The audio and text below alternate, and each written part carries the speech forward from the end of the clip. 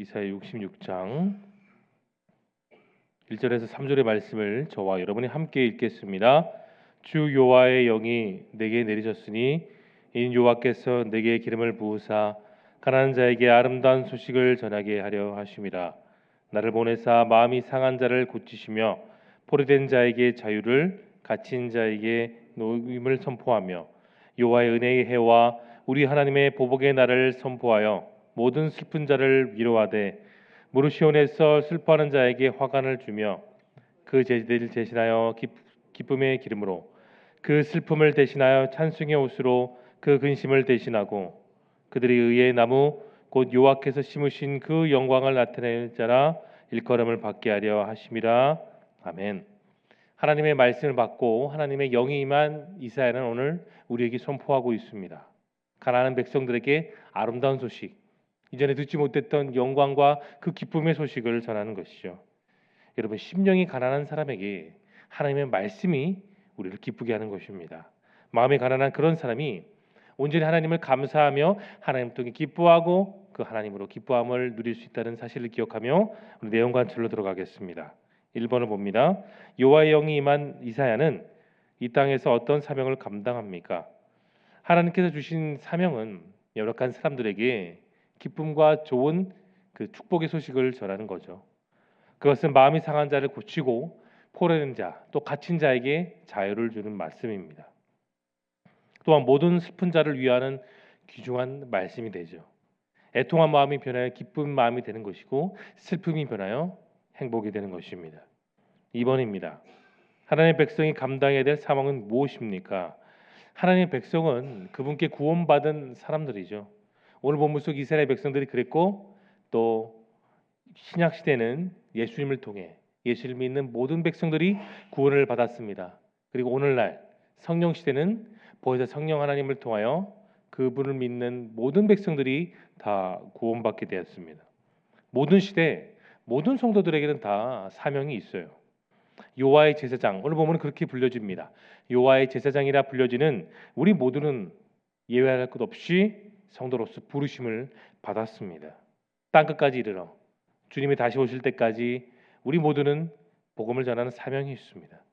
여러분, 그 복음 안에 생명이 있습니다.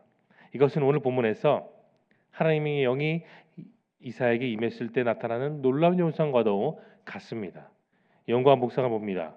하나님께서는 왜 백성을 여호와의 제사장, 하나님의 봉사자라 일컬으며 사명을 주십니까? 여러분, 우리는 어떤 일을 위해 사명을 받았습니까? 하나님께서 이 시대 우리 각자에게 주신 사명은 무엇인가요? 우리는 때로 눈에 보이는 업적과 결과물에 의해서 우리 자신과 사람들을 평가합니다. 그러나 하나님께서는 우리 자체로 성도로서 오늘 하나님을 따라가기를 무엇보다도 원하시죠. 그래서 우리가 언제 죽음 맞든지 우리가 무엇을 이루는지 상관없이 하나님께서는 예수님을 통해 오늘도 다 이루었다고 하기를 원하십니다. 여러분, 하나님께서는 우리 성도들 한 명 한 명이 그 크신 경륜 안에 각각 맡겨진 사명으로 크리스찬으로 살게 하셨습니다. 우리는 어디든지 무슨 일이든지 어떠한 상황이든지 내게 주신 사명을 갖고 살아가야 정말 복된 사람으로 살아갈 수 있습니다. 그렇기 때문에 우리 크리스찬들은 어디서든지 늘 모험적인 삶을 살아야 됩니다. 성실해야 되고 부지런해야 되며 진실해야 되고 양심으로 살아가야 됩니다. 창의적으로 해야 되죠. 또 혼자 일하는 것이 아니라 무시로 성령 안에서 함께 선을 이루며 살아가야 되는 겁니다. 우리 그리스도인들에게는 공동으로 주신 사명이 있어요. 각자에게 사명도 있지만 교회를 위해서의 공동의 사명이 있습니다. 바로 천국을 건설하는 사명, 말씀을 증거하고 또 내가 믿는 예수님을 전하는 사명은 공동된 사명입니다. 예수님도 우리에게 말씀하셨어요. 너희는 온 천하에 따르며 두루 복음을 전하라. 사도에게만 말하는 것이 아니고 일부 목회자에게만 말한 것이 아닙니다. 여러분, 반드시 기억하셔야 돼요. 이 말씀은 예수님을 믿는 모든 성도들이 다 해야 되는 사명이에요. 이 사명을 잘 감당하기 위해서 우리는 말씀을 붙들어야 됩니다. 기초입니다. 기초와 기본을 갖춰야 우리는 제대로 된 신앙을 할 수 있습니다.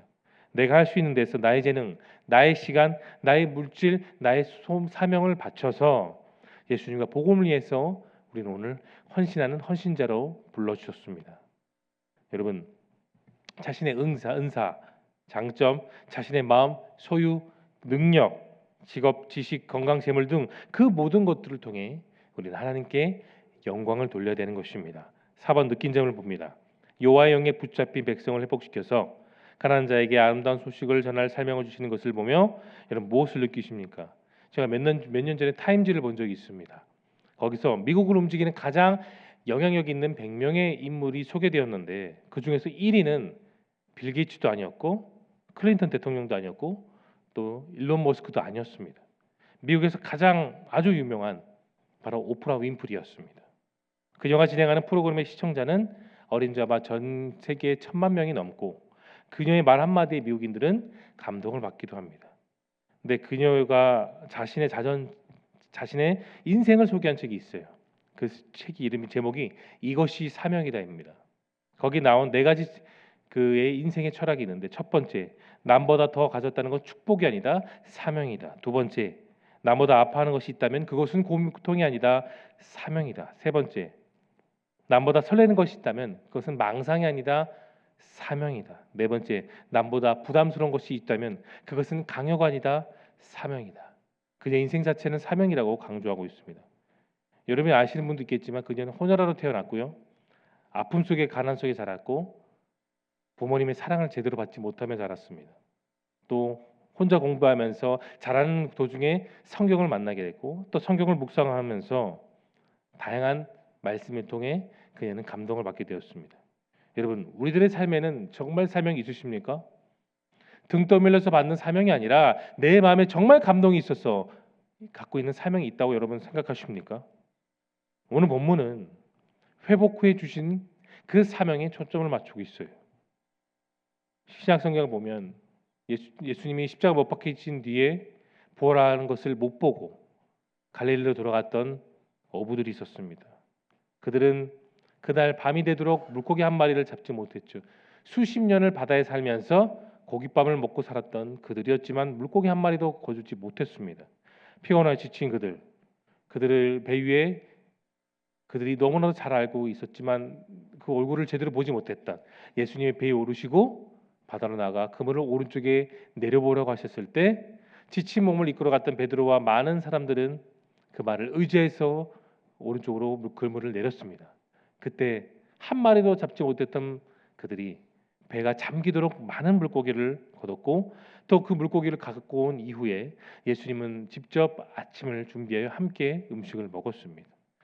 그들과 함께 하심으로 그들에게 육신과 영혼의 회복을 주신 뒤에 그들에게 새로운 비전, 새로운 사명으로 나아가게 이끌어 주셨습니다. 바로 그 현장에 베드로가 있었죠. 여러분, 회복 후에 사명이 있습니다. 회복하고 받은 사명을 통하여 우리는 모두가 승리할 수 있는 겁니다. 우리 역시 같은 사명을 가진 하나님의 자녀로서 내 삶을 다시 회복해 주신 하나님이 오늘 나와 함께 하심을 전적으로 믿으시길 바랍니다. 적용을 보겠습니다.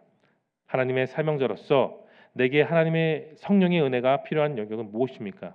여러분, 이 세상에는 하나님이 주신 은혜가 딱 두 가지가 있어요. 눈에 보이는 은혜, 보이지 않는 은혜가 있는 겁니다. 근데 흔히 보이는 은혜만 은혜인 줄로 아는 성도들이 참 많아요. 그러나 여러분, 보이지 않는 은혜가 더 많고 더 깊고 더 풍부한 은혜입니다. 암에 걸렸다가 찾아서 그것을 수술하는 것도 은혜이지만 작은 종양이 보이지 않는 암이 되지 않는 것도 우리에게 큰 축복이 됩니다. 여러분, 우리가 인생을 살면서 우리가 아직 정복해야 될 땅들이 여전히 많습니다. 하나님, 우리가 그렇게 주님을 닮아 주님처럼 살아가시기를 원합니다. 그분은 우리가 그리스도를 닮아가는 그런 삶을 통해서 하나님께 영광 돌리기를 소망하시죠. 우리가 이러한 복된 믿음을 갖고 살아갈 때에 하나님이 우리의 인생 가운데 우리의 삶 속에서 모든 영역에서 축복을 허락해 주십니다. 그러니 여러분, 가장 중요한 오늘 하나님의 은혜를 구할 수 있기를 바랍니다. 슬픔 대신 기쁨을, 재 대신 화관을, 고통 대신 회복을 그 말씀의 구절의 그 말씀처럼 우리에게 그대로 적용하여 주실 것입니다. 내 인생의 모든 부분에 있어서 여러분, 하나님의 은혜가 날마다 필요한 거예요. 그 은혜가 날마다 쏟아져야 되고 풍부하게 내 삶 속에 적용되고 부어져야 우리는 흔들리지 않는 것입니다. 하나님의 약속은, 하나님의 은혜는 이 말씀을 통해 우리에게 부어집니다. 하나님이 약속하신 일들을 먼저 우리에게 행하시고 우리에게 적용하시고 우리에게 충만히 부어주셔야 우리가 그 말씀에 순종하며 살아갈 수 있는 거예요. 하나님 은혜의 근원이시고 은혜라는 이 사실을 여러분 오늘도 기억하시기를 바랍니다. 마지막 결단을 봅니다. 가난한 자, 마음이 상한 자, 포로된 자, 갇힌 자, 슬픈 자에게 위로와 복음을 전하는 성령 충만한 사명자가 되기 위해 여러분 오늘 무엇을 결단하시겠습니까? 여러분 우리는 어떻게 날마다 성령 충만할 수 있을까요? 어떻게 우리는 그 기쁨으로 우리를 충만하게 하며 우리를 자유케 하고 또 우리를 그 자유케 하는 성령의 은혜를 통해 주위 사람들을 복음을 전할 수 있겠습니까? 그것은 하나님의 약속, 소망, 그 하나님이 보여주신 은혜가 아니면 감당할 수 없습니다. 소망의 확신은 바로 말씀을 붙들고 살아가는 데 있습니다. 그리고 이것은 성령께서 우리에게 소망을 주신다는 내 마음속 확신으로 다가옵니다.